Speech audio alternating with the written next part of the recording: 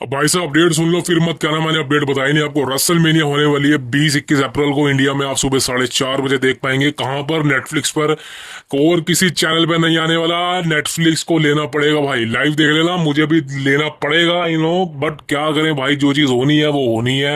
Welcome to the cult of wrestling. देखिए, सबसे पहले बात करना चाहते हैं रसल मेनिया 41 की स्टेज से लेके। देखिए भाई, स्टेज इज क्लियर, यानी कि जो कंस्ट्रक्शन है वो कंफर्म, वो एक तरह से कंप्लीट हो गया है।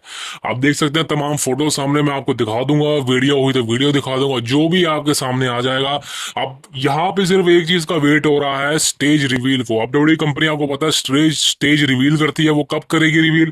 तो दोस्तों, स्टेज रिवील होने वाला है रसल मेनिया का कल, जी हाँ, फ्राइडे को। अब स्मैकडाउन से पहले ही स्टेज जो है रिवील हो जाता है, बिकॉज स्मैकडाउन होने वाली है परसों। और उसके बाद हॉल ऑफ फेम होगा यूट्यूब पे लाइव, यानी कि जो स्मैकडाउन और हॉल ऑफ फेम है दोनों एक साथ ही होंगे। आई थिंक जहां पर स्मैकडाउन होगा उसी अरीना से हॉल ऑफ फेम होगा, जैसे पिछले 2-3 सालों से हो रहा है। तो दिस इज वाई जो रसल मेनिया 41 का स्टेज है, वो जो स्टेज रिवील होता है हर साल, वो आपको कल यानी कि फ्राइडे को देखने को मिलने वाला है। फ्राइडे को लगा लो, शाम को या दोपहर को या रात को, मुझे नहीं पता, लेकिन आपको रिवील हो जाएगा। अब देखते हैं भाई वो स्टेज जब रात को दिखता है कैसा दिखता है, because last year outdoor stadium था, इस बार इंडोर स्टेडियम है। अब पाइरोस को लेके हमेशा से जो है एलिजान स्टेडियम में प्रॉब्लम रही है। आप देखते हैं कि भाई डब्ल्यू कंपनी ने इस बार उसको दूर कराया या नहीं। बताया जा रहा है कि स्टेज काफी अच्छा बना है, लंबा बना है, मैसिव बना है। अभी मैं बिलीव नहीं करूंगा इस बात पे, बिकॉज लास्ट ईयर भी ऐसे कुछ बताया गया था। अब देखते हैं भाई स्टेज वाकई डब्ल्यू कंपनी ने कैसे बनाया है। लास्ट ईयर तो सारा इन्होंने खत्म ही कर दिया था, लेकिन देखते हैं इस बार ऐसा क्या होता है। बट मेरे को लगता है, कई बार मैं आपको बताना चाहता हूँ, जो इंडोर स्टेज होते हैं ना, जैसा हमने देखा होगा रसल मेनिया 30 का स्टेज देखा होगा, रसल मेनिया 38 का देखा होगा, ये सारे इंडोर स्टेज होते थे। यानी कि स्टेज यहाँ पे बढ़िया, मतलब अच्छे होते थे, जैसे जैसे कि रसल मेनिया 39 का होता था, वैसे ही लगा लीजिए कुछ आपको रसल मेनिया 41 का देखने को मिलने वाला। स्टेज अच्छा होगा, लाइटिंग अच्छी होगी, आपको वो दिन रात का चक्कर शायद इस बार देखने को ना मिले। That is the biggest thing. अब दोस्तों बात करना चाहता हूँ नेक्स्ट इज गाना बी द प्रेडिक्शन। आप प्रेडिक्शन की क्या बात करूं भाई, आपको रसल मेनिया से पहले बता दूंगा नाइट 1 नाइट 2 दोनों की। लेकिन आपको कुछ मैं लेटेस्ट बैटिंग ओड्स बताना चाहता हूँ। I think this is a favourite. अब देखते हैं भाई आपके फेवरेट सुपरस्टार जीते या नहीं। First is gonna be Riya replay versus Bianca Blair versus इयो स्काई। तीनों का मैच होने वाला है। रिया रिप्ली ऐड हो चुकी है। अब ये ट्रिपल थ्रेट मैच रसलमेनिया में होने वाला है। अब कौन जीतेगा भाई? बैटिंग ओड्स की बात करूं तो भाई बियंका ब्लेयर इस मैच को जीतने वाली है। न्यू वुमेन्स वर्ल्ड चैंपियन जो भी है उसका नाम, वो बन जाएगी। अब बात कर रहे हैं शार्लेट फेयर वर्सेस ट्रिफनी स्टैडम की। अब देखिए दोनों के बीच में राइवलरी काफी पर्सनल रही है, काफी ज्यादा अटैक हुए हैं पर्सनल, चाहे वो शार्लेट के अनस्क्रिप्टेड प्रोमोज हो या टिफनी को इनके अटैक हो। बट अगर बात करें यहाँ पे विनर की, तो दोस्तों यहाँ पे कंफर्म बताया जा रहा है कि Charlotte Flair new women's champion बनेगी। ये कंफर्म बताया जा रहा है, बिकॉज मेरे अकॉर्डिंग अगर शार्लेट इस मैच को हार जाती है तो शार्लेट के कैरेक्टर के लिए सही नहीं होगा। बिकॉज जिस हिसाब से डब्ल्यू कंपनी ने उसको दिखाया है, she is a queen, she is a queen, तो वो बहुत जरूरी है। ट्रिफनी स्टैडम आगे चैंपियन बन सकती है, बिकॉज आई थिंक, मेरे को नहीं लगता कि ट्रिफनी स्टैडम के बाद मोमेंटम है इसको लेके। तो शार्लेट फ्लेयर एक मैसिव हील है, बिगेस्ट हील है। तो मेरे हिसाब से भाई शार्लेट फ्लेयर इस मैच को जीतने वाली है, न्यू वुमेन्स चैंपियन बनेगी। That is the biggest thing. अब दोस्तों बात करना चाहता हूँ यहाँ पे Roman Reigns versus CM Punk versus Seth Rollins. अब देखिए ये मैसिव मैच है, नाइट 1 का मेन इवेंट है। अब इस मैच में कौन जीतने वाला है? देखिए दोस्तों, बेटिंग ओड्स की बात पे मैं बाद में करूंगा, लेकिन मैं बात करना चाहता हूँ मतलब किसका बनता है इस मैच को जीतने के लिए। आप खुद सोचिए, लोग कह रहे हैं कि सेथ रोलिंस जीतेगा, लोग कह रहे हैं रोमन रेंस जीतेगा, लोग कह रहे हैं सीएम पंक जीतेंगे। अब देखिए नंबर 1 बात कर रहे थे रोमन रेंस की। रोमन रेंस को तो आप इस लिस्ट से हटा ही दो, रोमन रेंस तो हारेगा, रोमन रेंस को तो जीतने के चांसेस ही नहीं है।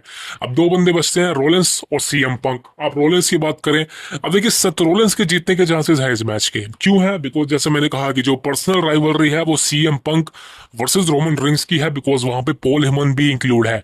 तो हो सकता है सीएम पंक और रोमन रेंस दोनों एक साथ इंक्लूड हो जाएं और इसका फायदा रोलेंस उठा दे और दोनों में से किसी एक का पिन करके इस मैच को जीत ले। बिकॉज आपको पता है रेसल महीने के बाद रोलेंस अलग जाएगा, रोलेंस की स्टोरी अलग चलने वाली है। बिकॉज रोलेंस वर्सेस सीएम पंक अब कोई देखना नहीं चाहता, वो ओवर हो चुका है। रोलेंस वर्सेस रोमन रेंस मेरे को नहीं लगता है मैच होने वाला है। तो मेरे हिसाब से अगर रोलेंस इस मैच को जीतता है तो कहीं ना कहीं रोलेंस की स्टोरी लाइन अलग चलने वाली है। अब दोस्तों बात करना चाहता हूँ सबसे ज्यादा चांसेस। अब देखिए दोस्तों, कंफर्म बताया जा रहा है कि सीएम पंक इस मैच को जीतने वाले हैं। क्यों? सबसे बड़ा फेवर है पॉल हेमन। अब देखिए पॉल हेमन इस मैच में सीएम पंक को सपोर्ट करेंगे, हम सबको पता है। सीएम पंक के साथ ही एंट्रेंस लेंगे, हम सबको पता है। अब रोमन रेंस इस बात से चिड़ा हुआ है, और आपको पता है सेम स्टोरी ब्रॉक लेसनर के साथ थी रोमन रेंस की, वही वैसी ही थी जैसी अब बताई जा रही है। बट इस बार थोड़ी पर्सनल है, because CM Punk and Paul Heyman का जो रिलेशन है वो लेसनर के साथ पॉल हेमन से काफी ज्यादा पर्सनल है, काफी ज्यादा इमोशनल है। तो मेरे हिसाब से सीएम पंक की पूरी तरह से हेल्प करने वाला है पॉल हेमन इस मैच को जीतने के लिए। तभी Roman Reigns versus CM Punk की स्टोरी लाइन आपको समर स्लैम तक देखने को मिलने वाली है। ये बहुत ही ज्यादा जरूरी है, इसलिए सीएम पंक का इस मैच को जीतना बहुत ही ज्यादा जरूरी है।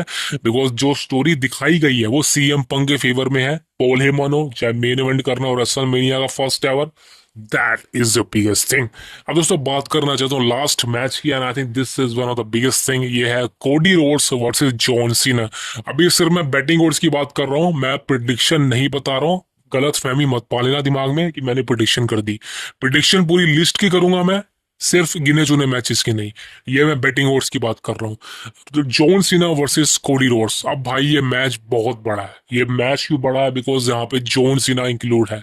अब देखिए, अगर डब्ल्यूडब्ल्यूई कंपनी को ये मैच सिंपल कराना होता, यानी कि आप समझ सकते हैं कि रेसलमेनिया में कोडी रोड्स का स्पॉट भरने के लिए, कोडी रोड्स को अपोनेंट देने के लिए मैच कराने वाले हैं, तो भाई देखिए जॉन सीना को इस मैच में उतारने का कोई फायदा नहीं था। अब देखिए, अगर इस मैच में जॉन सीना को हारवाना है तो मैं सही कहना चाहता हूँ, अगर जॉन सीना इस मैच को हार गया तो ये फ्लॉप हो जाएगा मैच। मैं सही कह रहा, ट्रिपल एच को वो क्रिटिसाइज मिलेगा कि उसको आज तक नहीं मिला। बिकॉज भाई अगर जॉन सीना को इस मैच में तूने हराना ही है तो उसको डाला क्यों? बिकॉज हम सबको पता है जॉन सीना पहले की तरह रेसल नहीं कर सकता, हम सबको पता है लंबे लंबे मैचेस नहीं खेल सकता। This is why John Cena का हील टर्न करवाया, हील टर्न करवा दिया। उसका मैसिव हील टर्न था, अनएक्सपेक्टेड था, कोई नहीं मानने को तैयार है। इवन अभी भी बहुत से लोग हैं जो बिलीव नहीं कर रहे कि वाकई में सीना हील हो चुका है।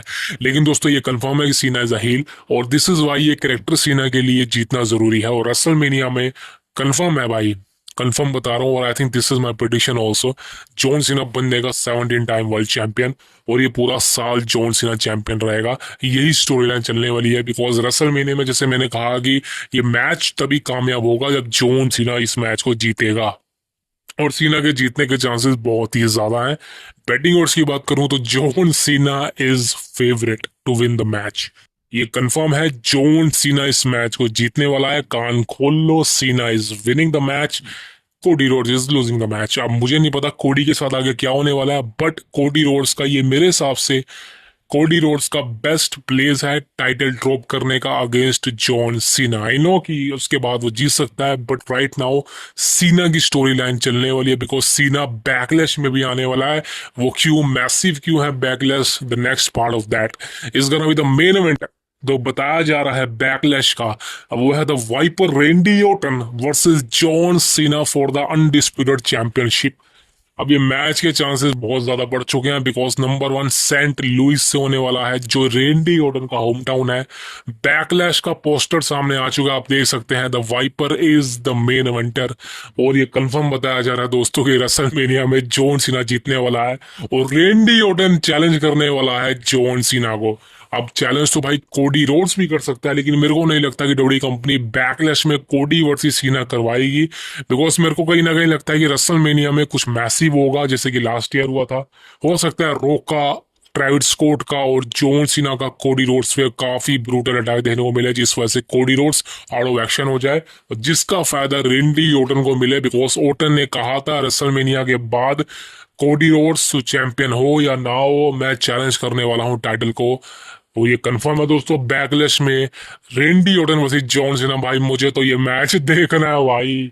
10 साल हो चुके हैं इस मैच को हुए, सॉरी 10 साल कह रहा, 7-8 साल तो हो चुके हैं मेरे खास। 2017 में लास्ट मैच हुआ था इनका स्मैकडाउन में, जॉन सीना वर्सेस ओटन का, एंड आई थिंक उसके बाद ये मैच नहीं हुआ। सो मैं चाहता हूँ ये मैच हो बैकलैश में, वो भी ओटन के होम टाउन में, वो भी Cena as a heel, Orton as a face. भाई मजा आ जाएगा, मजा। सो दोस्तों this is all from today news. कल नहीं परसों स्मैकडाउन का एपिसोड है, परसों बात करेंगे। और हाँ, कल जो है वो टाइट स्टेज रिवील होगा, कम्युनिटी टैब पे बता दूंगा। Thank you very much, see you next, subscribe it now.